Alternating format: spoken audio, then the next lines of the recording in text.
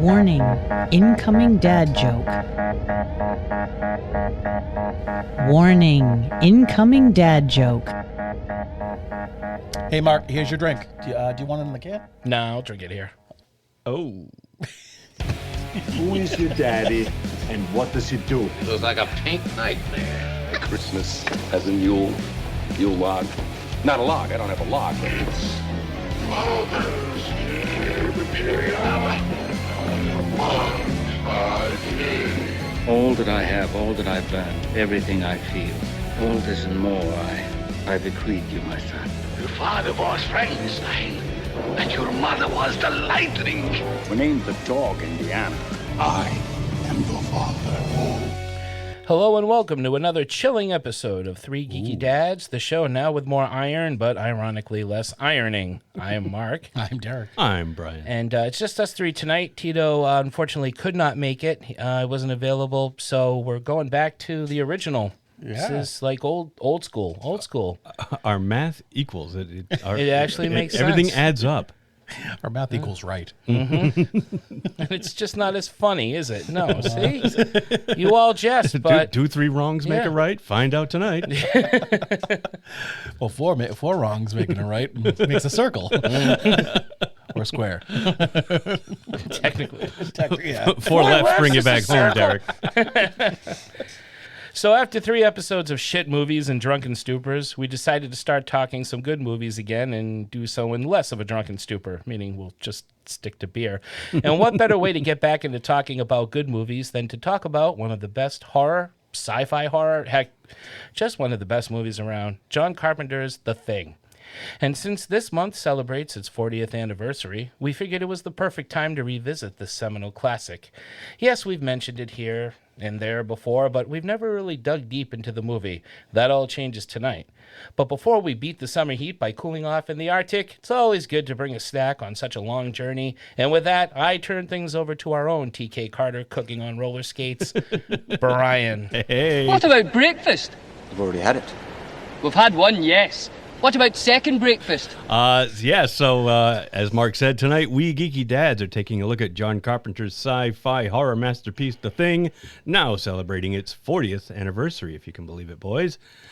It's a story about a dozen men in a frozen, isolated location who become increasingly more paranoid as their comrades get picked off one by one. Tonight, we want to take a look at some other of our favorite movies that also deal with being isolated, alone, or just trapped in one locale, much like this basement bar, which we find ourselves in week after week after week. In isolation. Away from the rest of civilization. In splendid isolation. I was going to say, that makes us happy. Yes, right. Yes, That's no, right. This is like a self-imposed exile. Yes. We're happy to do it. And our wives are even happier. Exactly. Exactly. They don't have to listen to us again, ramble on again about why midichlorians are a bad thing. To most people, anyway. You want to go? You want me to start? Yeah. It doesn't matter. All right, yeah, cool. why don't you start? My pick was pretty obvious, but it's Alien. Alien is the ultimate isolation film. If anything, actually, it would be The Thing, but since that's kind of off the table for tonight, it would be Alien. This is a movie that not only is it the perfect isolation film, but they're trapped. There's nowhere to go. You are stuck on a ship in such a confined space with the most nightmarish creature just right in the next room. It could be anywhere at any time, and that's truly frightening. But the fact that there's nowhere to go, you can't leave the haunted house, you can't even attempt to run into a field or there's nowhere to go. That's why I think this still remains my favorite claustrophobic isolation movie. Yeah, I wasn't sure if I wanted to go snow or space. I kept thinking of isolation things, and it always went back to space. So my pick is Sunshine. Oh, good one. So it's who else? I forget who else is in it, but Rose. See what happens when we don't have Exactly. Tito? No, right? If only we had a Tito. He would have been here already. But it's got Cillian Murphy. Yes, Cillian Murphy's in it. Is it Cillian or I think Cillian? it's Cillian. Okay. I thought it was Cillian. It could be Cillian. Yeah, we'll say it both ways. It's a hard and that C. way, well, at least Where all bases are won't be covered. that bad. It's called, what's it called? Sunshine? Sunshine. Yeah, it's a the score to it is gorgeous. There's a song it's called Adagio for Sunshine or something like that. Wicked, like really good music. They're on a mission to basically like crash into the sun. It's a suicide mission. Because the sun is basically dying. It's dying. In the movie, the sun is burning itself out quicker than humanity thought it would. Yeah. So they sent one ship up to kind of restart the sun, and that mission failed. So they sent up a second one to pick up where the other one left off, but in the meantime, they find the first ship derelict. Yeah. And weirdness ensues. Oh, that's cool. Yeah. You're thinking of Rose Byrne, by the way. Rose Byrne, that's the one. Yes. Yep. Also, Mark Strong, Chris Evans. Oh, yeah, Mark Strong. Mark Strong's This is awesome. cool. Yes, he is. I've not seen this movie yet. Yeah. It's good. Really Is good it flick. directed by Danny Boyle? I think it is. Yeah. Yeah, because it's got It's got a lot of a his- decent pedigree, and it's shot Yeah. beautifully. Yeah, it's an absolutely beautiful film. The music's gorgeous, the acting's great, and it's like just that isolation in space, and you know, especially when you're on a suicide mission. Yeah, it is Danny Boyle. Sorry to interrupt, but yeah, it's Danny Boyle. I do like his movies. I don't know how I missed this one. Yeah, but check it that's out. Cool. Yep. Yeah. Derek, do you have it on your on You know your what? Voodoo? I don't. Ooh. I don't have it on my Voodoo. Mark and I will each give you a couple of bucks to order it then, so we can all watch I'll it. just buy it. There you go. Because that's what I'd watch again. It is. It's a good for one. sure. What about you? Well, it looks like we all went the space route, gentlemen. Revenge is a dish that's best served cold, and it's very cold in space. Sure is. But I went with The Martian to talk about isolation, being alone all by yourself on a planet. So Matt Damon plays Mark Watley, an American astronaut who finds himself marooned on the fourth rock from the sun when he's left behind by his fellow crewmates as they have to make an emergency evacuation. And Mark is injured and left for assumed dead. Mars is a barren, inhospitable place that will kill you at every turn if you aren't careful. But thankfully, Mark was only mostly dead, and he manages to survive for almost 2 years on the angry red planet, as he puts it, sciencing the shit out of staying alive until he can be rescued. It's a good movie. Yeah. It's a good movie. I've seen it, yeah. Directed by Ridley Scott, who definitely knows how to make a space isolation movie. That's for and sure. Matt Damon's got some good experience because he was does. also stranded on a rock in Interstellar. Yeah, and he was also behind enemy lines in Saving Private Ryan. So whenever you have a movie He's never where he's supposed to be, that Matt Damon needs to be rescued, you know you're in for a good time. But no, I really like this one. It's got a stellar cast too. Pardon the pun. Everybody from Kristen Wiig to Danny Glover. What the fuck? Not Danny Glover. Not Crispin Glover. That's what I was almost said too. Boy, I'm gonna have to do a lot of editing. Donald Glover? Donald Glover. Is it Donald Glover? All right. Yeah, so it's got a great cast. Everybody from Kristen Wiig to Donald Glover, from Jeff Daniels to Jessica Chastain's in it. Jesus, I could go on and on. Sean Bean's in it. Oh Jesus. Nice. Yeah, the more I think about it, the better the cast gets. And everybody's got a great role to play. Yeah. It's just a great movie. Based on a best-selling novel, which I hear is excellent. I haven't read the novel, but I hear it's even better than the movie, and the movie's fantastic. Nice. I'll have to check that out. Yeah, check it out. Yeah. All right, good picks, everyone. Any runners up? I had a couple. What were your runners up? I had a couple as well. My runners were From Dusk Till Dawn, although that's not really isolation. That's more Trapped. The Strangers. Oh, good one. And Alfred Hitchcock's Lifeboat came to mind, which is... That's a really good one. Which is... It's, one of Tallulah Alfred Hitchcock's early films, Tallulah Bankhead, Henry Hall. If you haven't seen this movie out there, I highly recommend it. Yeah. This movie is excellent and does so much with so little. It's a prelude as to how great a filmmaker Alfred Hitchcock's going to be with this movie. Yeah, because it's Is that your entire list? That's all I got. Yeah. I'm really surprised this one wasn't on your list. What was that? The Shining. Oh, totally. Yes. I'm really surprised that was not on your surprised list. that's not on I no. really thought that was going to be your pick. That slipped right by me. Wow. Yeah. Also, Misery. Another good one. I neglected all the Stephen King ones. Derek, I had one for you. I'm surprised. I thought you were going for this one. That's why I put it as my runner-up.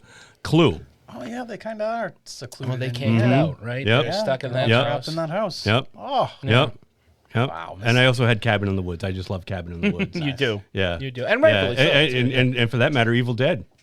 Well, the funny thing is, like, when I was thinking of this, I was trying to think of movies where there was no possible way or anywhere to go. You're right. Like, people do have a chance to escape Evil Dead. They just don't. Right. Or, you know, in Evil Dead 2, the bridge is out, but in the first one, they just have no sense of direction. No, they don't. You know, I was thinking more of, you know, like The Thing. There's nowhere to go because you're going to freeze to death. Right, they destroy in the helicopter. There's space, you can't go anywhere, Yeah, right? exactly. So I think that's kind and in like Lifeboat, they can't go anywhere No, because they they're going to have- drown. yeah. So, you know, Exactly. I think that's what, that's probably why I didn't think of movies like The Shining, because even though it's slim to none, there's a chance you can run away from crazy Jack Nicholson and It's a Yeah. big to the hotel. mountains. Yeah, you could hide. Yeah. Yeah, it must have been really cold though. He froze in the maze. He didn't even get very far. Yeah, yeah, but he was very possessed at that He point. was. He was, you know, he was still throwing the tennis ball against the wall, pretty active in early possession. I think it just wears on you.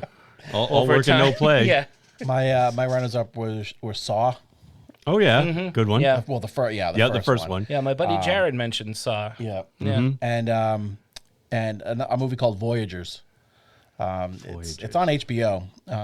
It's got the kid that played Cyclops in the newer X-Men movies. Yeah, okay. And it's got Is he the kid Johnny from Ready Depp's Player daughter. One? Is he the Yes, one? yes, he okay. is. Yeah, Yes, he I can't is. think of his name Yeah. right now. But if only Yeah, we had a him Tito. and Lily Rose Depp or whatever, Johnny Depp's daughter. Okay. They're on a space station. A spaceship. It's traveling to distant, like it's a long distance, like multiple year thing. They're all starting as kids. They're babies. They're raised on the ship by Colin Farrell, and it's pretty good. Like I've never heard of this. Yeah, it's you know I missed this a little one, under the too. radar, and it's not a wonder like something amazing, but it was definitely better than I thought it was going to be. So Ty Sheridan Ty Sheridan, that's is the kid. okay. Yep. And, Okay. Lily Rose Depp. Yep. Colin Farrell. Yeah. I don't think I recognize Some other people anybody else in it. I really don't. But like the kids have to end up taking like they start fighting. It's kind of becomes Lord of the Flies. Oh, in okay. space. All right. Oh, that's cool. Yeah, it was pretty good. Kill Piggy, kill Piggy. Kill the pig, drink his blood. Good runner-ups. Yeah. Extra Good- appetizers. good pigs I all like around, that. boys. Good- I like these runner-up things. Uh-huh. Do more of them. All right, you guys ready for the main course? Let's we do all it. appetized up. Who's hungry? Let's go eat, huh? Who's hungry for more? That's creepy and gross. I'm sorry. Okay, here we go. Mark's wearing nothing but an apron with an arrow pointing down that says, "Where's the beef?" It's picture it, folks. It'll give you nightmares. Someone just got into a car accident now. Someone just swerved. Somebody we know was like, "Oh no!" Crash. Stop destroying our audience, Brian. They're all trying to poke out their mind's eye. Bird box. Don't look at it. Miriam, don't look at it. Okay, here we go. On to the main course. Nope, hold on. I'll wait. I'm sorry, you got me with the Miriam. That's You got me okay. with- No, you got me with the Indiana Jones quote. That's all right. Go ahead. I'm Go ahead. glad I'm good. glad it tickled your fancies. Oh yeah. It's not all it tickled. Yeah. Okay, now we're back with the apron Sorry. again. Go ahead. See? Now we're back. No, that's cool. As someone who is obsessed with horror movies, I think that one of the reasons the horror genre is fascinating is that there's an honesty to it that many of the other genres do not always have. Not every story has a happy ending. Horror movies invite us to cleanse our fears by staring into an often bleak abyss. They offer us stories with characters that don't make it out of Oz and save from the Wicked Witch of the West, don't get the girl or boy of their dreams in the final reel, and aren't rescued by a superhero at the last possible second. The most simplistic term of describing the mantra of the horror film: shit happens. That it does. Sure, in some movies, we stake the vampire and save the town. We kill the werewolf with a silver bullet. We bust the ghosts or blow up the monsters. But often, in the best horror movies, we don't. Dwayne Jones is shot dead, mistaken for a zombie at the end of Night of the Living Dead. Damien offers us a victorious smile at the end of The Omen. Kevin McCarthy screams to an unbelieving audience that the aliens are here, they're everywhere, and that you're next. But when it comes to bleak endings, perhaps the greatest auteur in the horrific arts is John Carpenter. He has, on more than one occasion, brushed aside the cliched, happy, and Hollywood-safe ending for a more realistic and frightening send-off. Michael Myers shot 6 times and vanishing into the neighborhood at the end of the first Halloween. Satan and his disciples free to rule Earth at the end of Prince of Darkness. The Ghost Pirates successfully carrying out their revenge at the end of The Fog. For every Kurt Russell and Rowdy Piper saving the day, there's a Sam Neill watching his world getting swallowed up H.P. Lovecraft style in The Mouth of Madness. And of course, there's perhaps one of the darkest and most cynical endings to ever close out a horror film, John Carpenter's The Thing. Celebrating its 40th anniversary and hailed as a legendary movie, The Thing was once damned by critics and mainstream moviegoers who were too much in love with another alien visitor named E.T., who premiered in theaters that same year, and rewarded its audiences with a mushy, tear-jerking, rainbow Spielbergian ending, which is something The Thing was no match for. While E.T. promised he would be right here, The Thing promised we were all screwed, and audiences were not ready for such a hard-hitting slap in the movie-going face. Much like The Thing itself, though, horror movie buffs unearthed it out of the ice again on home video, and since then, The Thing has gone from cult hit to true classic. And while Spielberg went back to screw with E.T.'s special effects and add crappy CGI Lucas style and take out the guns, Carpenter has done nothing and has no intention for apologizing for his gut-wrenching opus. Instead, he has allowed continuous special editions of the movie to be released, each version with more features and discoveries that only elevate how awesome the film is. Guns, horror, gore are all still intact, and today both Alien movies are now considered classics. Go figure. The Thing, a remake of the original Howard Hawks Thing from Another World, and taken from the short story Who Goes There, boasts not only some of the greatest special effects ever seen on screen, not only shocks with some of the finest in blood, slime, and gore, not only offers a superb cast of characters confined in an Arctic paranoia powder keg, but also offers us the best example of that honesty I mentioned at the beginning. Horror movies, like life, do not often have a happy ending, and in the end, no one gets out alive. All right. Thank you. Good night. So as you can tell from that real lengthy intro, I absolutely adore this movie. I was going to say, you can tell that you put a lot of love into that Were intro. Fright Night not a film and did not have the nostalgic power that it holds over me, The Thing would be my favorite movie of all time. I'm going to let you guys talk about it because I need a break because that was really long. Yeah. But just to start us off, this is a spectacular film that just never loses its power, no matter how many times I see it, much like Jaws, much like all the greats. It can be viewed and reviewed and never lose its magic, never lose its power and its fear. And you almost seem to find something new each time you watch it, too. Absolutely. There's always some little detail that you missed the didn't first time. notice. That it's like, be it part of Rob, is it Rob or Bob Bottin? It's Rob Bottin. Okay. Yeah. His fantastic special effects work, Yeah. it's like finding little details in the creature work, right down to little plot pieces that you might have missed, beforehand, like whose shadow was that, on the wall that, the Thing dog went to visit the first time that he's crawling through the complex there. You don't know who was the first one to be infected. But it's fun to look at that shadow and be like, well, he's got curly hair. Well, he's kind of got a turned up collar. It could have been this guy then, but then it might not be because he turns out that whoever you thought was still free and clear of being infected by the alien later on when they do the blood test, which is a great scene. So many great things and I'm glad you pointed this out that they don't fuck with it with CGI because it's perfect. Have they not changed anything? No. Never. Nope. I mean, if they did, I am not aware of it. Because I feel like, because I rewatched it again. I mean, they might have screwed with maybe the color, the clarity of the picture. Yeah. Well, that's just improving the quality of the. They might have rescanned it for 4K. They've never gone back today and CGI'd a Thing. Yeah. It definitely looked like it was a little bit They might have cleaned up the cleaner. picture. Yeah. Yeah, they do Yeah. that from time to time. Once the technology wetter and everything. What's that? Like I don't remember like when I was rewatching it today.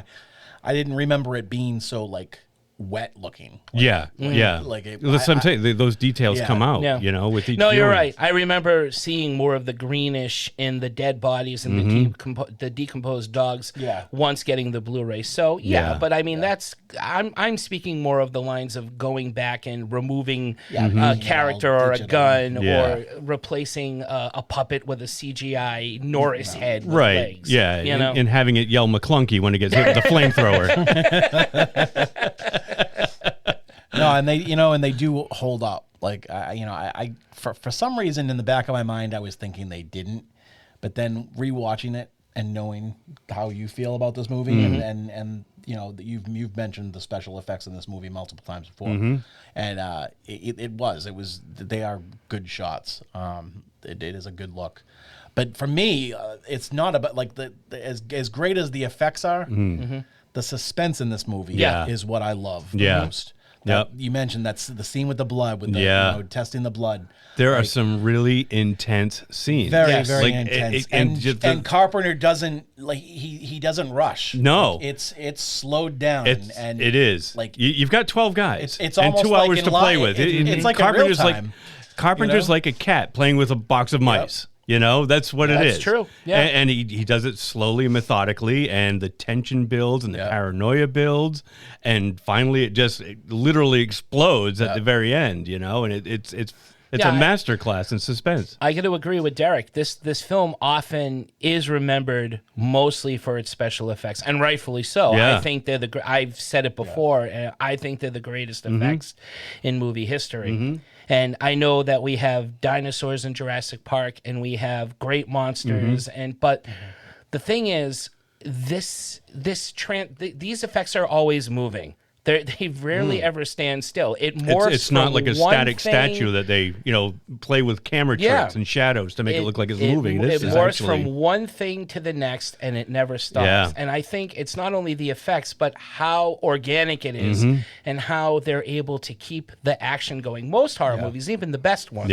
when there's a werewolf transformation or there's the first appearance of a dinosaur, as great as they are, and they're awesome, the movie kind of stops to showcase this. Right. Look at what we can do with these effects, and that's that's what you should do, right? The thing though doesn't lose; it doesn't stop. No. The actors are all screaming. No one has time to really stop and look at it. As soon as you realize that stomach opened up and bit off Richard Dysart's arms, before you know what the hell's going on, Norris's head is stretching out, and before you can absorb that whole thing, it the sprouts antennae legs and are coming antennas. out. Yeah, it just doesn't give you a chance. Skitters away. With with one of the best lines. You gotta be fucking kidding. But back to what Derek was saying. Besides the special effects, which I don't think I think fans see it, but I think people who haven't seen it for a long time, they should go back and look at just how powerful these performances are, and how great the characters are, and how the scenes where the thing is not on screen are just as effective. There's a mood, that isolation mood, and everybody in that complex or research center, whatever, has something to hide. There's something not quite right with all of them. Yeah. If you were to do a psychological examination of all these guys, something would be up. Exactly. Yeah. Do a profile on all of them. It's like everybody's a suspect. Yeah. You think, especially that scene. I mean, you're sitting there and you're thinking it's going to be, such and such. certain people. Yeah. Oh yeah. Everybody thought it was Donald Moffat, right? Yeah. The tie first to one, this, right? the tie to the couch guy, Yep. and then it ends up being Palmer. Yep. So I knew it was going to be you, Gary. You were the only one who could get to that blood. Right. We'll do you last. Boom. Carpenter hits you with the scare. Yeah. Yeah. A literal jump scare.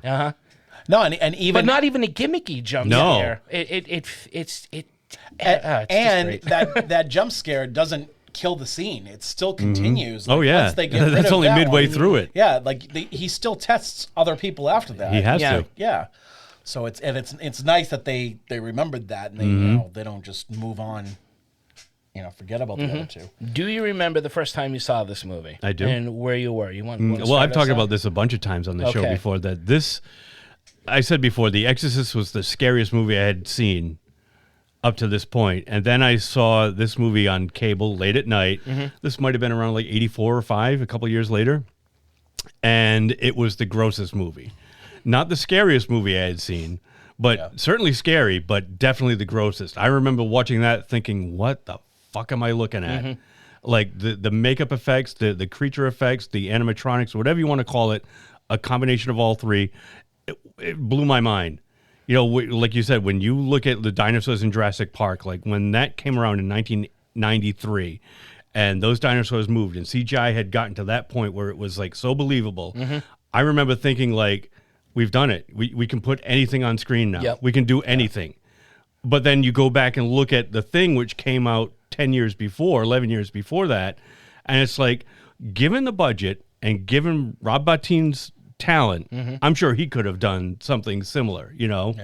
It was amazing. And it's no wonder the kid burnt himself out doing what he did to put what he did on screen. He was a perfectionist, you know? And, Yep. He had a near nervous breakdown. He Or did. he have a nervous He breakdown? got sick on the set. He would sleep on the set. He just, you know, days would go by and he wouldn't be ready. And any documentary on any film he works on, the director will tell you this at one point or another. You know, there were times when shooting, a day of shooting went almost into the wee hours. Yeah, because Rob Bottin was like taking a really long time. But I'll tell you this, you know, you get your money's worth. Oh yeah. And I think you get your money's worth with anything he's done. You know, I brought this up with The Howling many times before, An American Werewolf in London. Awesome transformation. Rick Baker, great. But again, it's one of those things where it's like, let's stop and look at this awesome transformation.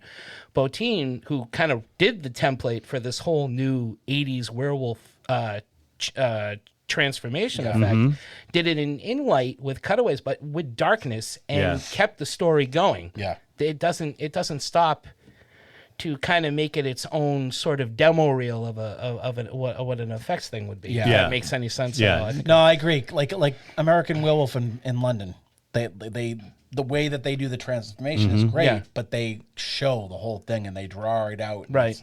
It's very slow. And you know, detailed. You know, they show. But I think you're looking at that through like today's eyes. Like audiences in '81, when they saw that, their minds were absolutely blown. And they wanted more. And I'm not saying anything bad about those effects. I'm just saying. No, I know you're not. That movie like focused on those effects and really like wanted to show every little bit of that. As well they should have. Whereas this, like you said, when the head stretches off and then it cuts away and then the head's doing something else. And it's all these like you're not seeing the whole transformation in one shot. You're seeing reactions and you're caught up in the panic that they are. If they had CGI back then, they probably would have done that, and they would have shown the transition A to B to C with no cutaways. But and I don't think it would have looked as good. Exactly. There's something to be said for practical effects, and these were it still hold stuff up. They're among the best. Can react to. Yes. And they're not everybody's staring at a blank green screen and trying to imagine what this thing looks like. Well, it's that's there. because I mean, I've always said this. I think it's even the best CGI stuff, and there's some good stuff out there. Don't get me wrong. I'm not knocking it complete. There's something missing. There's a tiny piece of humanity missing from it, where it goes from effect to computer to viewer. Where the old school stuff was all hands on, all done by people. You had machines working various parts. There were gizmos here, pumps, but everything was being operated by human beings. And people had stuff to react to, which you're just not going to get that same kind of reaction in a computer. Because I think any actor on the set of, say, The Thing, looking at these effects, they're naturally reacting to what they're seeing being done as well. Like, oh my God, that's amazing. I had no idea Rob Bottin was going to make that look so good. I would like to know, like, their reactions on screen. Is that the first time that they've all seen that? Yeah, I was did they thing. like keep it under wraps until the last minute, and like then they, they act like this. You brought up Alien earlier. Nobody knew that the chest burster scene was going to happen the way it happened. I remember Ridley seeing Scott that, did it the way he did because he wanted genuine reactions on screen. When that thing burst out of was it John Hurt's chest? That their reactions are genuine. I wonder how John Carpenter played it out. If he was smart enough to do something. I don't know. That. There's a step-by-step thing with the actor where they had to get real Richard Dysart. They had to get the hands in place. Then they had to get the actor with no arms to come in with a what do you call it? A mold of Richard Dysart's face. Yes. So because it was more like a separate technique, I don't know. It wasn't like an one effect like the chest burster. No, not that scene. But who knows? I don't know. I'm thinking more of the scene when you've got that huge metamorphized, like the dog it's like part dog, part man. You see arms and legs and other kinds of limbs, like animal, human. All sticking out of this. Like. Almost like big pink, an amalgam of yes, it's like this big pink tentacle simulated. with like heads on the top, and like one of them screaming and the other one's half formed, and like that. Like, did they see that for the first time and just like all shit their pants collectively on set? Even just the autopsy scene, where he finally gets the skin and pulls it off of and you see the skull of the dog. thing. Like. Whoa. I know. It was, like I said, the grossest thing I had ever seen up to that point. But and maybe even still. If you see it enough times and you get past the dripping slime now that I know what and you what look at the design of like the faces morphing into one another. Right. They're beautiful. They are. That's what I'm saying. It's an amazing work of art. Yeah. It really is. Yes. And you just can't capture that with a computer. And the reason I know is the Thing prequel did just that, and it doesn't look as good. No. And I don't completely hate that movie. I think that's a good movie, and I know the prequel / sequel that they did was it 2015? Mary Elizabeth Winstead. Yes. It's a prequel. Everything. It's the other research station. But it's also a sequel because it came out like it came out after 25 years later. But what happened was they wanted to do that movie ends with the dog. Yeah, the dog going into Now they wanted to do practical effects for that movie to keep it in tone with the other one, but the execs the studios. They interfered and figures. But what I was going to say, going back to what you were saying about the first one, the first movie is a ballet in grotesquerie. It really is. Yeah. It's like you said, it's gross, but it's so beautiful to look at. Well, it's horror. It puts like the horror and horrifying, and it's meant to invoke that terror and because of the performances and the way that it's shot and even just the music. We've talked about the music from this on our favorite movie school. Morricone. Morricone. Yeah, how it's you feel the dread. Yeah. You feel like I don't think there's any. I mean, like we said about the appetizer, this would have been number one on pretty much everybody's I think list so. Because it just the way that it encapsulates that sense of isolation and and everybody being a suspect and the paranoia and it's the best one out there and thanks to the direction and everything else that goes along with it. Yeah, there's a lot of talent behind this film, acting wise, directing wise, and even story wise. Like even without the monster, that idea of just not trusting somebody, the paranoia that everybody's against you or there are people who are not what they seem. That's a universal kind of fear. It's in many genres and in many films. Now I haven't seen the original. Does the original take place in the Arctic? Yes, it does. It does. Yeah. Oh, okay. I have it. Yep. I have it on Blu-ray. Thing from another world. Yeah. Yep. I watched it last night. And it's a good movie, but the monster is kind of more of a Frankenstein monster kind of thing. It's towards the plant. end, It comes from plants. You don't see it until the very, very end, No. though. Which is cool. But once you do see it, it's kind of like, yeah. You see it a few times, yeah. But it's still entertaining. Oh no, it's a great movie. I still think it's a great B movie, and it's I know. Great. I just wasn't sure what they changed. They didn't change too much. Yeah. Well, they didn't change too much. I mean, the biggest changes are it's one solidified being as opposed to being anything. Yeah, and there are women in this movie. There are two or three women in this film. Yeah. That was the only thing that was different. Yeah, like the base secretaries or something like that. They get trapped with them. Yeah, but it is cool because in the I want to say it's the first research center where McCready and I think it's Richard Dysart that goes with him, the doc. When they go and find the block of ice, that's the same set as the thing from another world. Oh, wow. Yeah. Like to a T. Yeah. Like the staircase, the block of ice. It's great. There are little things about this movie that you talked about who got infected first. Yeah. And every time you watch it, you notice something Yes. new. When we had seen it, when it got re-released last week, I noticed for the first time, oh shit, maybe it was Bennings first, because when the dog makes it away from the guys in the helicopter, he leaps up on Bennings And he licks his face. starts licking his face. Yes, he licks his face. That never dawned on me. I with never picked all up on the that. times I noticed saw that it, watching it today, because too. Bennings is one of the first to change. Yep, and I'm like, that must have been. He must be infecting him. He Right. knows exactly what he's doing. Yeah. Or it knows exactly what it's doing. Yeah. Yeah, he immediately infects somebody like, all right, here's some people, time to go to work. And just and that's why this movie is talked about on podcasts and reevaluated, rediscussed so many times, because I don't think you ever get tired of talking about it. And I don't get certainly tired don't. of hearing about it. No. You know? It's one of the few movies that I have seen multiple times, and like over and over again. I mean, there's a lot of movies that are like that, but it doesn't get old. Like No. I still have the same. It still invokes the same feelings and emotions and thoughts as every time. And like you said, Brian, you notice something different each time. You do. You pick up little details.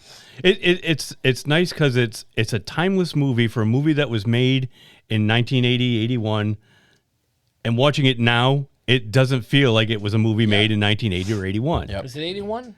It came out in 82, so I'm just figuring it was Oh, made it's in the 40th 1980. anniversary, right? Yeah. And I'm Yeah, that's 40. right. Yeah, the I'm math. just saying, like the time it was made. You know what I'm saying? No, I know what you mean. Not released, but Sorry. let's just say from the early 80s. Yeah. It's timeless, and it doesn't feel like an 80s movie. Yeah. It doesn't, not at all. Obviously, like the technology is a little clunkier, but I mean, these are guys up in an Arctic or down in an Arctic research station. Well, that's the thing, is it keeps it pretty. Are they in the Arctic or the neutral. Antarctic? I forget that detail. Arctic, yeah. Is it the Arctic? So they're up north. Yeah. Okay, so they're up north. Yeah. Well, that's the what thing. I- is that's what I thought. It keeps it very Ambiguous. Yeah. Like, it could take place anytime. Yeah. Because there Well- aren't any Oh, you don't have you're wearing a thing shirt, but it's not your Outpost 31 shirt. No, Yeah. I should have got that one. I didn't get that one. I thought you had the Outpost No. 31 shirt. No, I just I got didn't this have it either. I thought you did too, Derek. I could have sworn I had a picture of you with the Outpost 31 shirt. I forget shirts that I have. think so. one. No, It's blue. dabba dee dabba die. Now here's Yep. a little story about a little guy with a blue T-shirt he doesn't remember that he owns. Okay, so oops. All right, so the original The Thing from Another World took place in Arctic, the North Pole. This version takes place in Antarctica, South Pole. Okay, so it is the South So Pole. I apologize, folks. No, it's Arctic all right. and Arctic, We don't know math. We don't know geography. Snow. It's Don't know snow. much Yeah. about time. So, Derek, how about you? The first time you saw this movie, do you remember? I was late to this. It was not one that I had seen growing up. I think they re-released. They put like a special edition on DVD, and it was like in a blue slipcover. The one that you got on your T-shirt. Yeah, with yep, the logo and Yeah. I was probably I had to been like early 20s. But I remember instantly like thinking like, this is phenomenal. This is great. I've watched it a million times since, not a million, but I've Quite a watched few. it. Yeah. Yeah. Feels like a million. Yeah. And like I said, I love it every time. I love all the actors. There's some really great actors. Not Larry David. Can you imagine if Larry David was? How's it going? Oh, pretty bad. David Keith. Oh, Childs. Yes. No, Keith David. Keith David. Keith David David, Keith is the Keith other David, guy. yeah. Yeah, no, I do it all the time. Yeah, he's great. Like just obviously Kurt Russell. I mean, this was not the first movie that I ever saw with him, but it was like the first action movie I saw. Because before that it was like the computer wore tennis shoes. Well, no. No, the first movie with him that I ever saw was Overboard. Oh, okay. All right. Which I love. My mom used to watch that movie over and over and over again. I just remember him being like funny. He's a funny guy. He's He's done everything. Yeah. And He played Elvis once. He But did like- for John Carpenter. Yep. Yep. But he's so great, and I think this was probably one of the first John Carpenter movies too that I saw. Okay. Well, obviously Halloween was the first, but Yeah. I love him. He's such a great filmmaker, and the stories that he chooses to tell. I mean, even when it's a remake of something, but he puts his own spin on it, and it almost makes it feel like this isn't a remake. Yep. This is like almost an original John Carpenter. Yeah. Now. It reminds me of The Fly. When Cronenberg did The Fly, you're right. Where they they're like two separate things now. Yeah. They took the premise of an old 50s general movie stuff of an old movie and went to The Fly, which by the way, The Fly is another fantastic movie too. With awesome we should visit that one. Yeah, sometime. that will have to be one we have to do. I recently saw that movie not too long ago. Who is it in The Fly 2? Eric Stoltz. Oh, okay, that's right. I feel better. It's the only line I remember from that movie.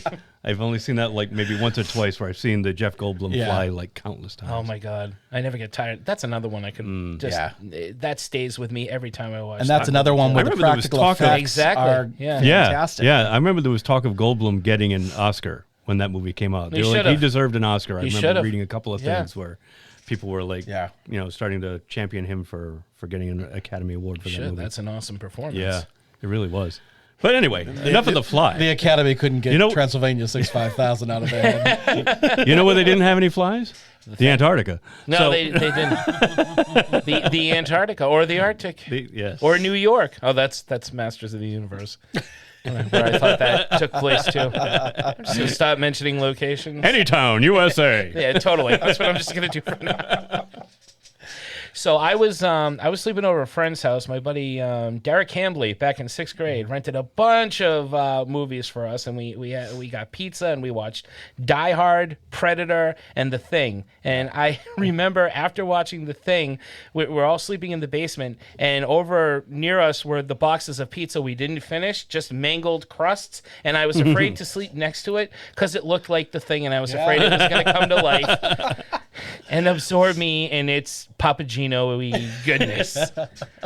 But I was blown away by how awesome the movie was, and I think that was my first John Carpenter film that I ever saw. I think because I had seen.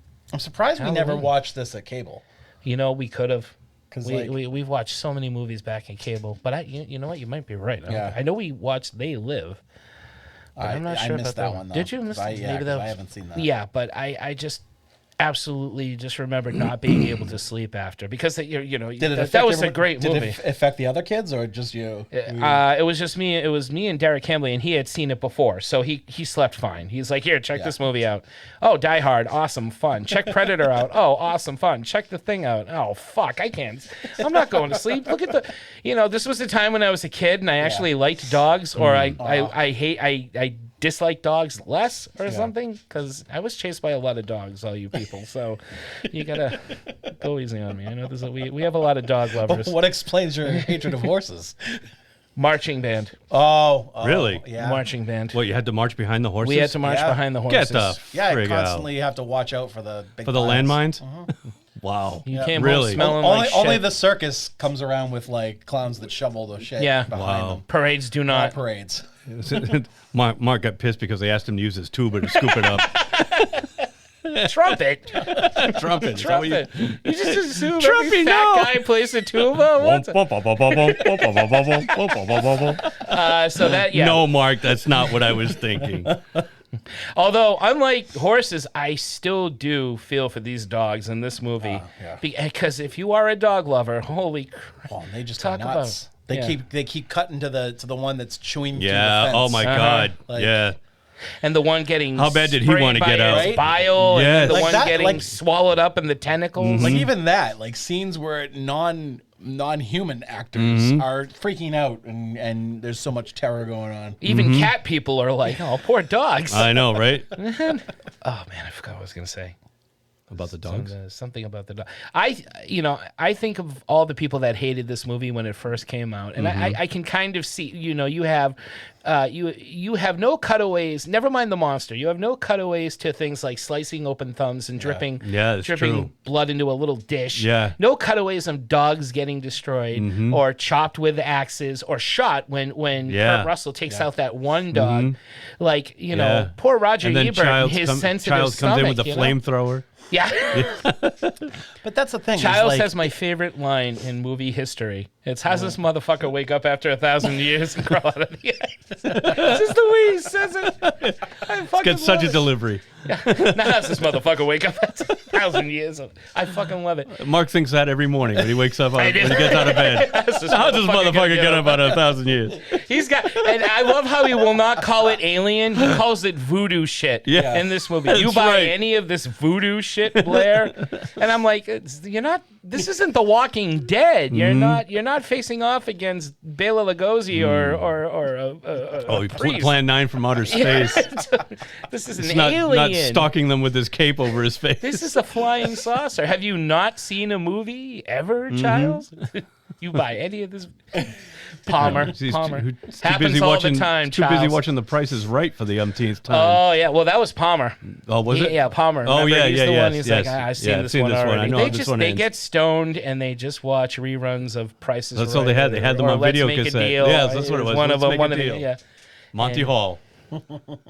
I'll tell you, one of the things I noticed between the original and the John Carpenter version is that place, the rec room in the research center looks great. It's got a bar, a pool table, Yeah, pinball comic machine. books, games, pinball machine.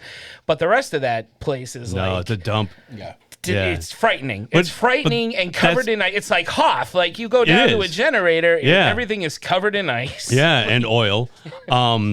But it's got that great lived-in look. Yeah. You Like know, they've been it there for a long looks. time. It actually looks like those 12 guys have been there for God knows how long. Yeah. But nobody there to take care of them. Yeah. You know, to pick up after them That's or tell them true. to pick up after themselves. There's not a wife in sight.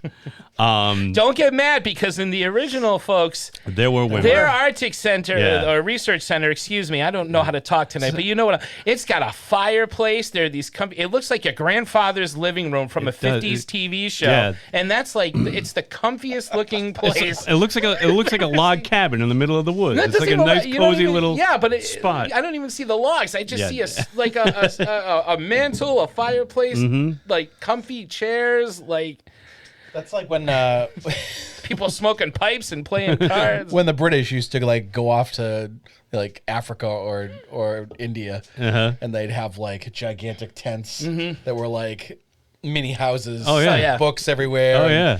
and all kinds of classy stuff, and it's like you're in the middle of a war.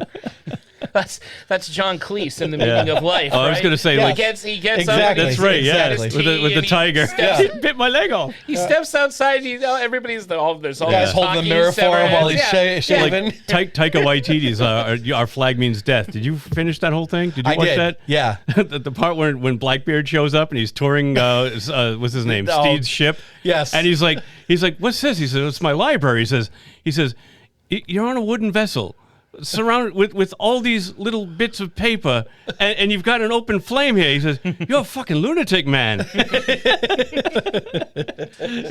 I still have to see that. I haven't seen that yet. Exactly.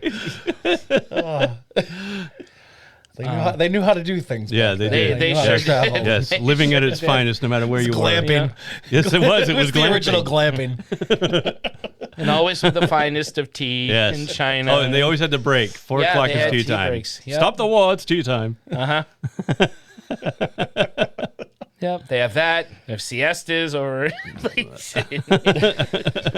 Oh God, I want a siesta. the siesta. I remember in being in Italy and Ford everybody, siesta. the town. they that my do it in dad Italy, grew too? up in. Yeah, they close shop and everybody goes home and takes a nap. I said that's awesome. It's called a siesta. Well, we don't have tea time or siestas. We have nothing in America. No. You work until you're dead. You work That's until you're dead. Yeah. Yep. I want to go there. No, sorry. Anyway, But then they didn't eat supper until like 9 o'clock. that's all right. That's all right? I don't know if I could wait till 9 o'clock. Sometimes I don't have a choice. That's how we all got fat. Yeah, that's right. That's how Americans got so true. fat.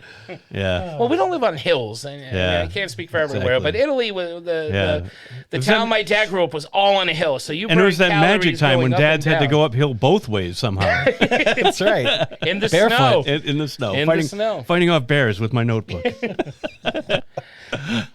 Speaking of snow, Bring us thing. back, Mark. Bring us back. I wanna go. I'm gonna bring us back to the thing. I do want to talk about how friggin', despite its bleakness and darkness, I find humor in everything Wilford Brimley does in this movie. I think A. Wilford Brimley. A. Wilford Brimley. Thank you. You're right. Not the Wilford Brimley. No, This one's A. Wilford Brimley. Yeah.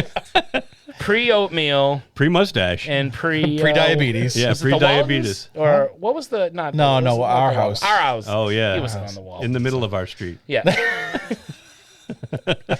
Everything he does. Shannon Doherty, right? Yeah, I think it And was. what? Our house? Yeah, I think it was kidding. Shannon Doherty. Yep.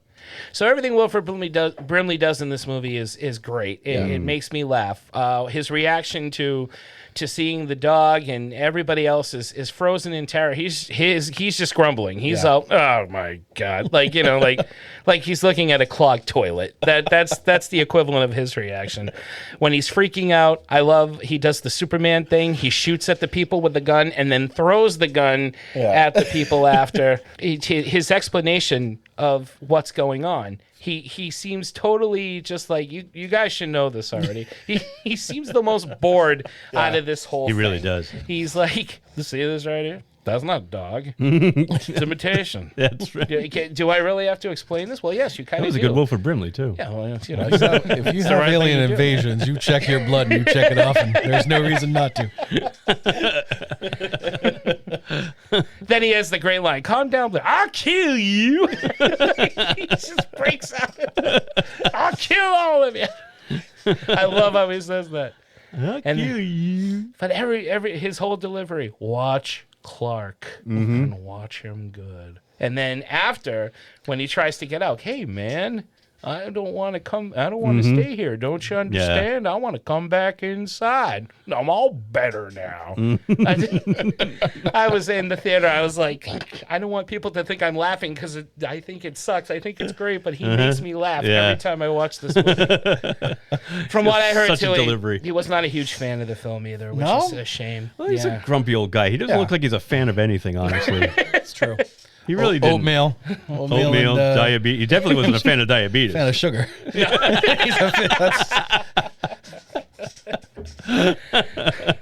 I want to come back inside. I'm all better. There's nothing wrong with me. If there was, I'm all better now, man. Wilford Brimley too. Well, when he made this movie, how old was he? He was like our age. Oh, yeah, he was in his late 40s. Brian joked and said, he's only 27 in this movie. Yeah.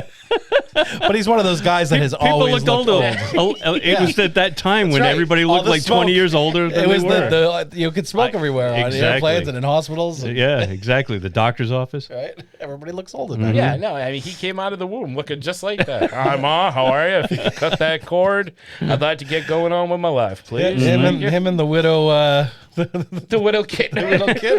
That's right. They're Adam and Eve right there. I remember watching Jaws as a kid and seeing them come down, and I'm like, look at these old people. Granted, was that supposed to be her husband? He looked 90. He looked like your father. Yeah. And We've asked this before. I don't think we ever got an she's supposed to have an 8-year-old boy? Yeah. I'm like, are you kidding? I think it's her dad. That's what I think. I think it's the grandfather. Yeah. Yeah. Okay. Because he's dressed all mafioso, like and she's in her morning outfit. But that's the thing. yeah. But he still looked 90, and I'm like, is this supposed to be the kid's parents? I have no idea. I mean, even before that kid got eaten, though, he was she's a a widow. depressed kid. Huh? because she's a widow. She's the widowed Kittner. That's right. Oh, So, so it can't be her Derek. husband. yeah. That's what a widow means. Brian. Tonight, Tito will be played by Derek. Can I take Yeah, the it rap? says here her husband's dead. It is a doorbell. Hey, that's your Tito impression. Can I just go out All of a little sudden, Tito longer? sounded like Gary Busey. Hey! I could do this all day. How am I doing? I'm doing great.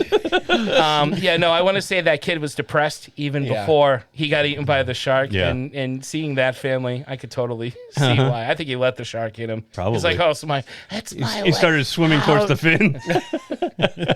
He started talking so weird, like what's his name? The baby from Rugrats. Can I just go out a Chucky? little longer?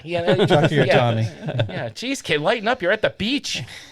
Got sand everywhere. What? All right, well, Young Anakin so on the beach. we're venturing Sand off. and Which, snow, sorry. No, it's cool. I guess we've had our say. Is there anything else we want to add No, just that about this if you movie? have not seen Yeah. this movie, go see it. Yeah, It's- what's wrong with you? What I did want to say is that, it's a shame that people who were critics back then, that, they saw this and they originally panned it, or they didn't like it because of the gore. Mm-hmm. They were too stupid to realize, to pay attention to the rest of the movie, because the movie itself, you take away the gore and you still have all that suspense and the great acting and the great story and the great music. It's a great film. So it's one of those movies that you have to, you got to put gore, aside part kinda- of it yeah. and look in. Yeah.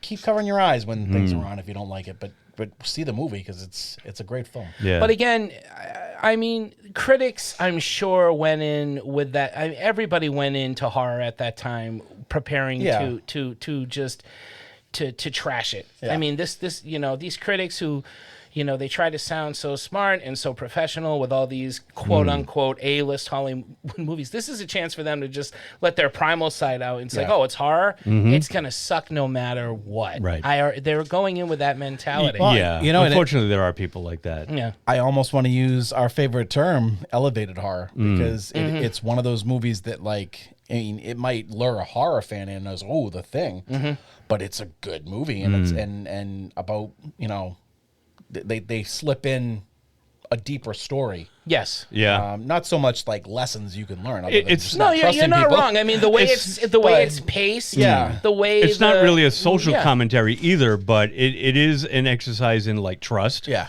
And like you said, paranoia. Yeah. So I don't know. The Cold War was still going on when this movie was made. Is it kind of a parable for that? Who do you trust? Yeah. I don't know. I don't think know. your perception would equate it to anything. That's what I think. You could. You could apply it to anything. The original Invasion of the Body Snatchers, everybody swears that movie was... Oh, yeah, that's definitely historians, but the guy, Don Siegel, no, Jack Finney, who wrote the book... or wrote the script, said, no, I never had that once in mind. The book for what? Who goes there? Invasion of the Body Snatchers. Snatchers. That one, okay. I'm jumping. Because, Invasion of the original Invasion of the Body Snatchers, when you talk or watch anything about this movie, there's always somebody that says, oh, it's a metaphor for the communist scare. The communist scare. And according to the writer of the book, The Puppet Masters, which this movie was based on, or the Jack Finney novel, excuse me, I'm sorry. It's somewhere. It's in a jumble of stories. I apologize if I'm screwing this up, folks. But the point being, the original authors never intended, or they claim, I never thought of that once. Maybe subconsciously, but I didn't set out to say this is a whole, a whole metaphor wasn't the motive. for this. Yeah, and who knows? Who knows? I mean, John Carpenter has been known to put political subtext in his films, and but the 80s were that kind of time. No one was trusting anybody, apparently. You watch In Search of Darkness, they talk about that stuff. Yeah. And but this movie, I'm glad, got a second chance. Thank God for Fangoria. I always say, thank God for Fangoria. Oh, yeah. Thank God for the drive-in with Elvira. Thank God for Joe Bob. Thank God for all these people that embrace this genre and basically, kept some great movies from just sinking into obscurity. Yeah. You know? I mean, there's a lot of good, fun horror out there, and a lot of those shows. A lot of those shows focus on that type of stuff. But yeah, there's ones like this that didn't get their fair share when they first came out, and because they've been pushed back into the forefront, and more people more people are exposed to them. You get to appreciate them more. And I mean, this movie is one of the best movies in general. I think. I agree. I think it belongs on whatever the online lists of movies you got to see before you die. Type. It's a great all around flick. Yeah. So.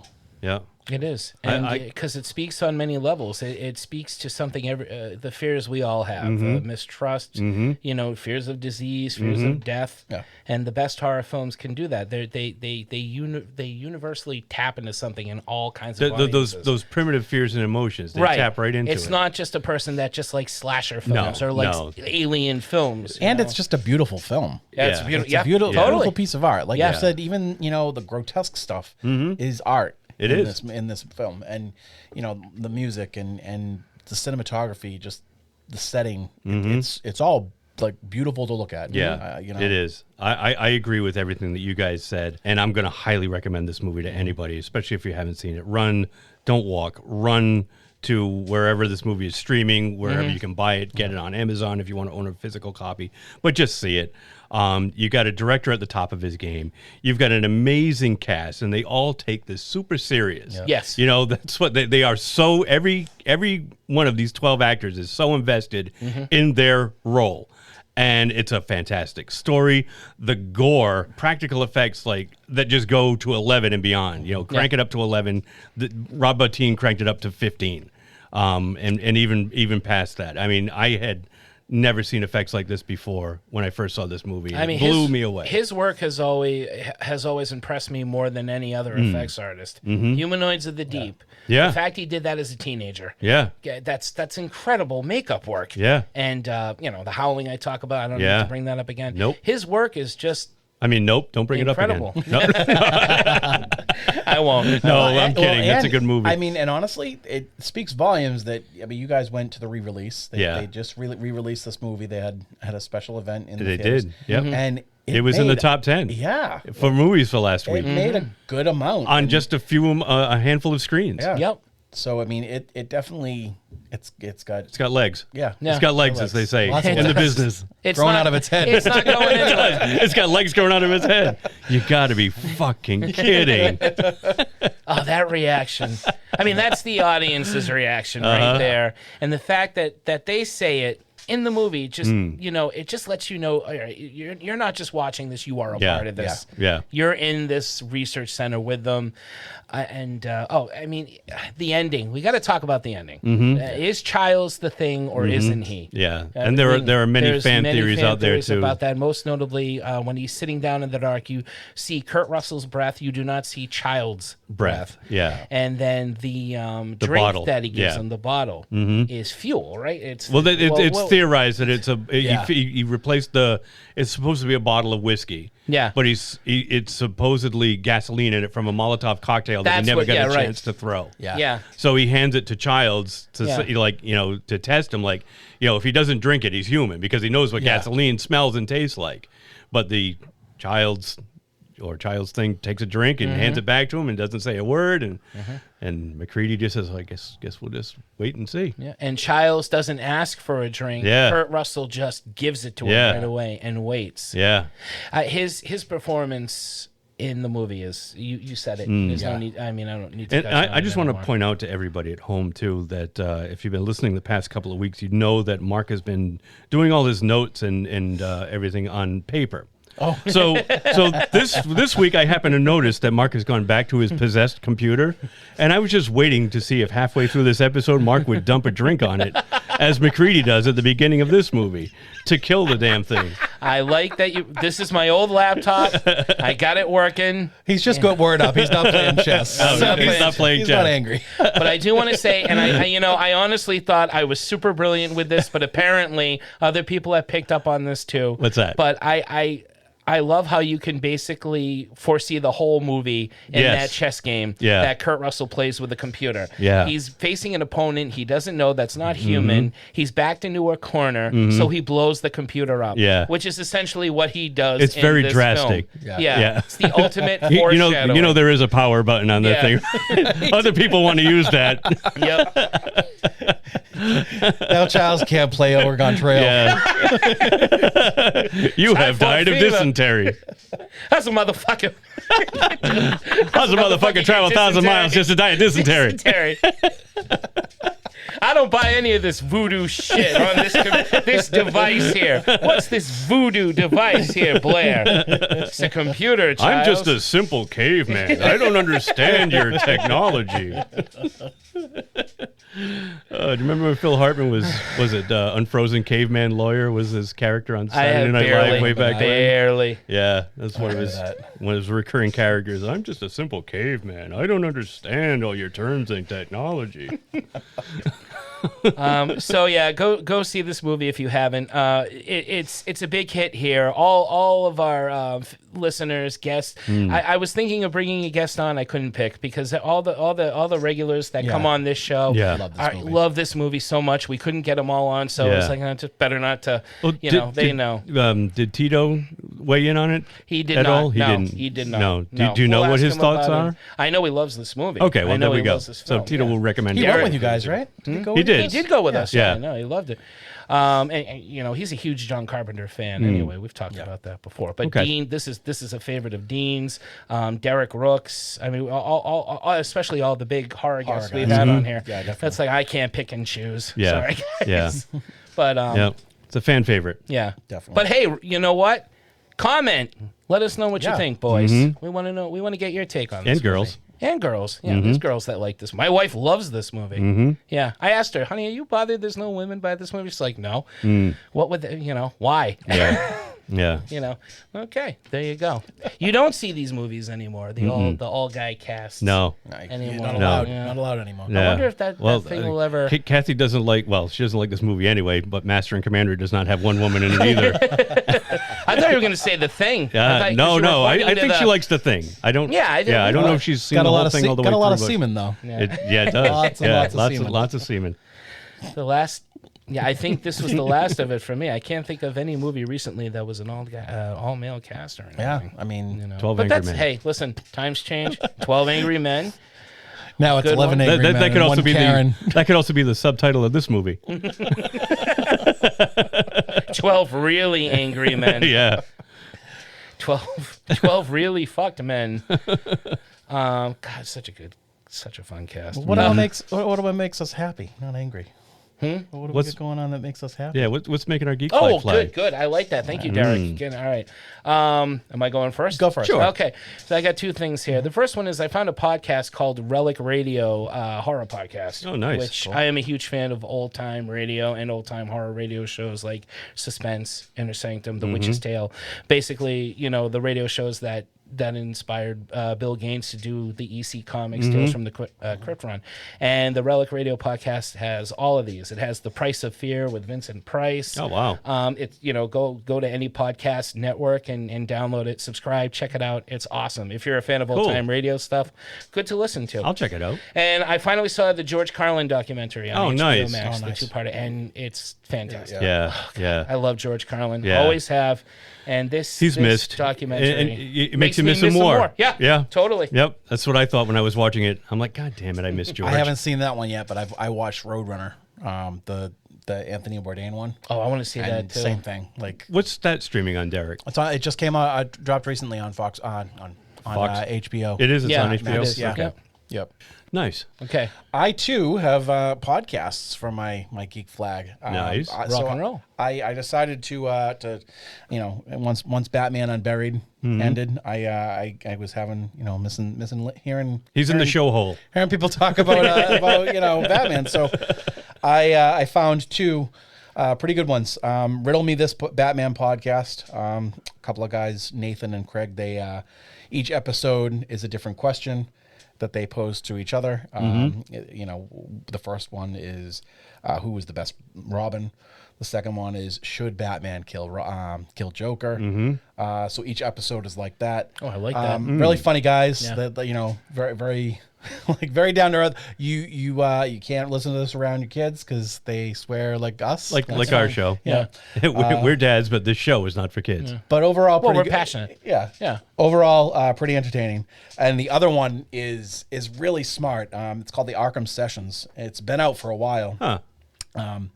They started the beginning of it is all episodes are. It's basically you get two people, Brian Ward, no relation to Bert, and Dr. Andrea Letamendi. She consults comic books for cool. psychology stuff. She's actually even featured in Death of the Family. Fairly recently. She was in Batgirl number 16 and number 20, I believe. She plays Barbara Gordon's psychiatrist. Oh, that's cool. But she, the two of them talk each episode. They basically just talk about the psychology of each of the villains. Cool. What makes them tick, why, and not just the villains, but Batman. The Joker episode is really good. It's about the Christmas episode. The dynamic of the two of them and how That's really awesome. It's really cool. I mean, there's some parts where they like kind of overanalyze a little bit, but for the most part, it's really cool. It's a one of them podcasts is a fun one.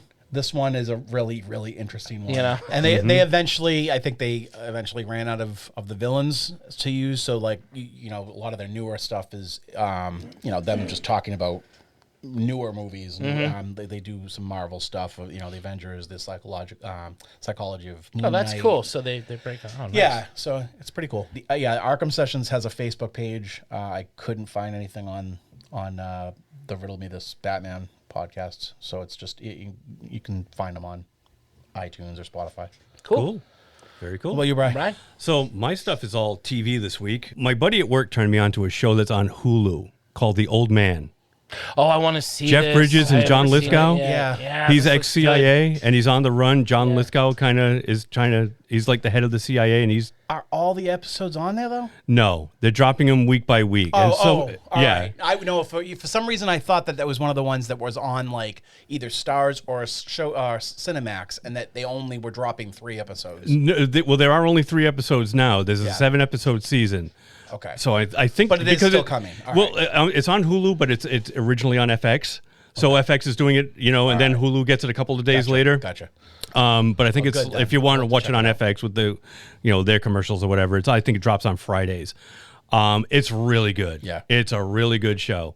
Amy Brenneman is in it. Remember her from was it Judging Amy and NYPD Blue and all that? Casper. And Casper. That's right. That's right. I forgot she was in Casper. Yeah, she's in it. It's a really, really good story so far. I'm really digging it. Jeff Bridges is a real badass. Yeah. A real badass. Yeah, this looks really good. Yeah, it's He's really such a good. great actor. He really is. And Lithgow too. Yeah. I love him. That's true. yeah, Two powerhouses. there's a lot of flashbacks to when they were younger, so you kind of like piecing together what's going on.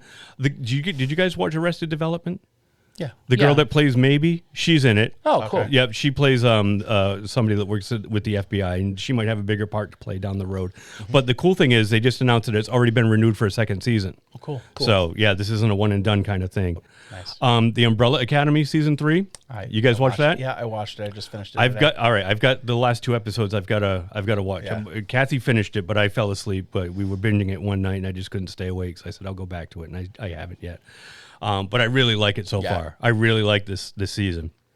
Oh, Only Murders in the Building season 2 started yesterday. I gotta watch it. Yeah, so they've dropped 2 episodes so far, and they're very good, very funny. I love that show. Amy Schumer is in it. Oh, really? She took over Sting's apartment because Sting moves out because of all the shit that happened. Herself? She plays herself. Oh, God. Yeah, she plays herself, and she wants to option their podcast as a TV series, and she obviously wants to play the part of probably what's her name there? Selena Gomez. It's Selena Gomez. Thank you. So anyway, doesn't but hold the candles. yeah, it's funny. There's a whole bunch of stuff that has to deal with like Steve Martin's past and a weird painting. And Shirley MacLaine is in it. Oh, nice. Shirley MacLaine's in nice. it too. Yeah. Awesome. Oh my God, I can't believe that she's still acting. I can believe it. Yeah, but she's lived 8 or 9 lifetimes. Oh, she's Jesus, gotta be I a know, pro at it's everything. true. And also, I discovered that Wellington Paranormal has a 3rd Yes, season. I saw this. HBO Max. I was going to mention season 3. There's only 2 episodes. Oh. They're dropping that week by week. Yep, I haven't seen it. Yeah. Yet. I know. So I watched it Sunday pop up night. on my feed. I know. I discovered it by accident I check out too. the Just Added all the time. Yeah. Too, and I don't think it was in the Just Added. I was just going through, and it was there. Bastards. No, Yep. it popped up under my continue watching. That's what it was. With the new episode thing. That's exactly what happened to still me, have to Mark. see that, And yeah. Thank you. What We Do in the Shadows is coming out soon. Yes. July right? 12th. So we've right. got like 2 or 3 weeks for that. Yeah. Yeah. You got the last 2-hour episodes of Stranger Things. Yes, coming out which on drops Friday. Dropping Friday. Because as for the 4th of July we're weekend. recording this on Wednesday, the end of June. Is what, the 28th right now? Yes. Yep. Yeah. So by the time this episode drops, it will actually be about the 4th of July. So happy 4th of July, everybody happy listening to 4th. us. Yeah. Enjoy your long weekend. America. Yay. Stranger Things, the last 2 episodes of Stranger Things will be out this weekend. Nice. So I know what I'll be doing.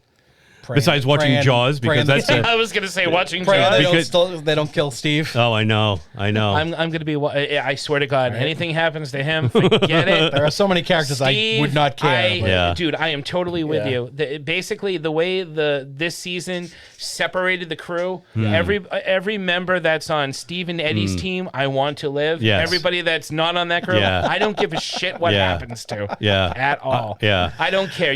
I don't care about any. Well, except 11. I like 11. Yeah. But I don't care about any of the other ones. But Really? I swear, if anything happens to Dusty or Hooper or Hopper, not Hooper drives the boat. Yeah. Hopper. That's Jaws. That's the other thing. Or Steve and Eddie. I love Eddie. Yeah. Man. Oh, I do too. He's the best thing what's about her this name? season. And Max. I don't want anything to happen to Max, but I have a feeling it might. Yeah, they could lose Argyle. I'm not that crazy about Argyle. I know. The stoner kid with the long hair. Oh yeah. No, he can be fed to a Demogorgon or two. He kind of annoys me. We'll have to wait and see. We'll do an episode on it. Yeah. Show. No, we definitely will. We'll do a recap because this was like one of the best seasons at all. Yeah, I overall. agree. It might actually be my favorite season of all, even more so than the first. Quinn and I just rewatched the entire run of it. Oh, really? Because Kathy and I, we binged, this season up until episode 7, and my daughter Quinn was watching some of it, and she's like, "Wow," I think she really wanted to watch it. She's like, "Wow, this looks good. Can we restart it?" And I'm like, "Yeah, I'll watch it with you." Yeah. So we did. We sat down. We watched it right from the very beginning. And my kids have been watching it now continuously. She'll watch it. Yeah. She'll watch the last 2 episodes, hopefully with us. Maybe she'll watch them with your daughter. Probably. They're already plotting to get together for it. Sure. Yeah. And I hope it ends well, because if it does end well and it's a great, satisfying ending, then it's the best season. The Duffer Brothers say they've got one more season planned. So we'll see. Hopefully everybody survives till the next season, and if they die in the last one, well, then that's it anyway. But it's a great show. And finally cancel Netflix. Yeah, I know. It's really what I'm holding on for. Yeah. But you know what? Are you kidding? You're not going to watch any more of the Great British Baking Show? No. Kathy went through all of that last year. Have fun. Siobhan watches it every night. Oh, your wife is into it too? Oh, yeah. Mine is. I come in and she's in bed watching it like every night. Yeah. She'll fall It's like, asleep to it. you know how this ends. I know. Like, that's what I said She's to Kathy. seen every single one. Because, again, it's another one that Quinn caught Kathy watching, so she wanted to go back and watch. So now Kathy's rewatching them with Quinn. I'm like, oh, my God. Don't get me wrong. I love it. But I liked it, too. Yeah. There was something about it. I like the host. I like, what's his name there from the IT crowd. The IT crowd there. Him, Marcus. No, I know that's not his name. But you're thinking of Mark Lucas?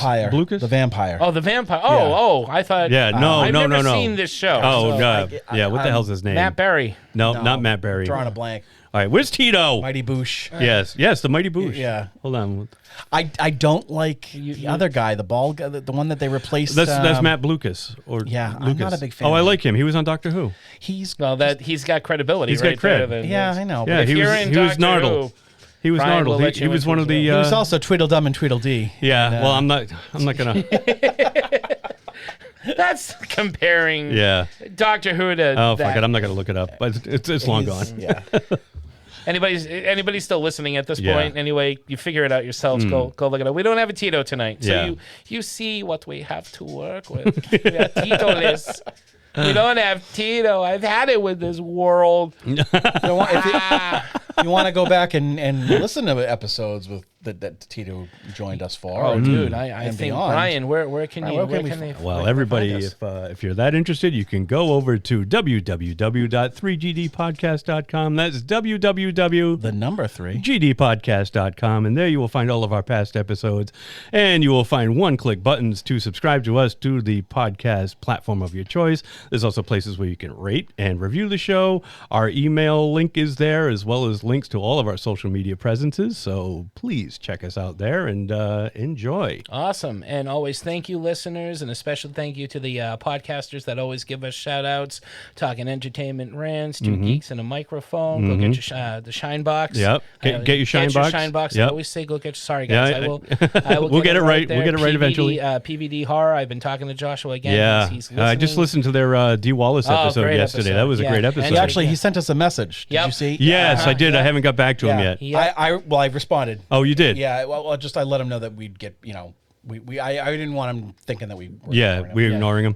Thank you, Derek. He has a request, and Generation X. He does. Yeah. Yes, he wants us which to do this I've movie. never seen. I haven't either. I definitely remember it, Mm-hmm. and it's one that I think that I would probably enjoy. Yeah. Not liking. Oh, so it's a drink, a future drink till it's good? I have a feeling it might be. I don't know. We'll have to wait and It could see. surprise us. Challenge accepted. Challenge accepted. Exactly. So thank you guys for listening. Thank you for checking us out. Until next time, this is Mark. This is Derek. I'm Brian. Saying, never mind the skies. Keep watching the snow because it's in the ice. There you go. Watch out where the huskies go. Don't you eat that yellow snow. How these motherfuckers crawl in the basement and do a podcast? How do they crawl out? That's just the big question. We don't want to crawl out. We have to go back and face our families. We have to do adult things. We got to face reality. I got to work in the morning. I cleaned my garage out the other day. Oh, congrats, Nice. man. That's All constructive. Yeah. organized. Cool. That's good. Yeah. So you're getting some stuff done. Yeah. Good. Yeah. Today I didn't. No? All No, I you did. don't Oh have to. God, I was Too hot. so nice. I Yeah. watched. I rewatched The Thing. I finished boom. Umbrella Academy. I reorganized some of my playlists on Spotify. Mhm. That's nah, man. That's productive, dude. Mm-hmm. Oh, and I've been playing.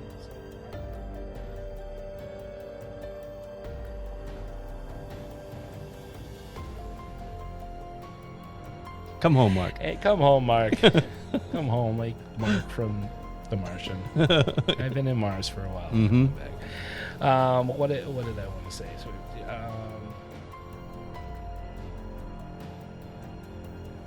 Tonight, we want to take a look at some of our... Tonight, we want to take... but we do know that we love you, listeners. And beer. And beer.